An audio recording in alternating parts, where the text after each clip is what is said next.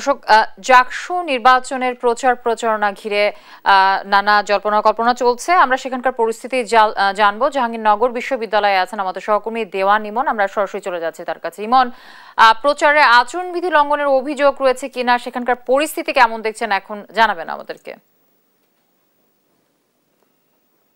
জ্যোতি, 29শে August চূড়ান্ত প্রার্থী তালিকা ঘোষণার পর থেকে কিন্তু নির্বাচনের যে প্রচারণা সেটিতে নেমেছেন যারা প্রার্থী রয়েছেন তারা, এবং গত 2 দিন কিন্তু আমরা দেখেছি যে বিশ্ববিদ্যালয় বন্ধ থাকার কারণে তেমন কিন্তু প্রচারণায় কিন্তু ফুটে ওঠেনি যে নির্বাচনকে ঘিরে। তবে আজকের দিনটা কিন্তু একদমই উৎসবমুখর ছিল। সকাল থেকে আমরা দেখেছি যে বিশ্ববিদ্যালয়ের বিভিন্ন পয়েন্টে কিন্তু যারা প্রার্থী রয়েছেন তারা আসছেন, এবং বিভিন্ন অনুষদে গিয়েও কিন্তু তারা শিক্ষার্থীদের সাথে কিন্তু তাদের যেই নির্বাচনের যে প্রার্থীতা সেটা নিয়ে কথা বলছেন। তাদের যেই নির্বাচনে তাদের যে ইশতেহার গুলো আছে সেগুলো কিন্তু তারা প্রার্থীদেরকে জানাচ্ছেন এবং ভোট চাচ্ছেন। যার যার ব্যালটের যে নাম্বার রয়েছে সেই নাম্বার অনুযায়ী কিন্তু সকলে ভোট চাচ্ছেন। আমরা এখন রয়েছি জাহাঙ্গীরনগর বিশ্ববিদ্যালয়ের যে কেন্দ্রীয় শহীদ মিনার রয়েছে এখানেও আমরা দেখছি যে অনেক প্রার্থী কিন্তু এসেছেন। এখানে যারা শিক্ষার্থী রয়েছেন এসে শেষ বিকেলে যারা এখানে অবস্থান করছে তাদের কাছে কিন্তু ভোট চাচ্ছেন। এছাড়া আমরা দেখছি যে বিভিন্ন প্রার্থী তাদের যেই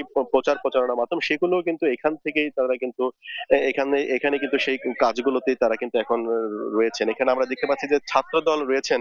ছাত্র দলের যারা এই জাহাঙ্গীরনগর বিশ্ববিদ্যালয়ে যারা লড়ছেন এই জাকসু নির্বাচনে তারাও এখানে রয়েছেন, এবং তারা এখন যেই কাজগুলো করছেন যে চট্টগ্রামে একটি ঘটনা ঘটেছে অনাকাঙ্ক্ষিত, সেই ঘটনার প্রতিবাদ স্বরূপ কিন্তু তারা এখানে প্রস্তুতি গুলো নিচ্ছেন। এছাড়া কিন্তু আমরা দেখেছি যে জাকসু নির্বাচনে কিন্তু আজকে একদম উৎসব মুখর পরিবেশ বিরাজ করছে।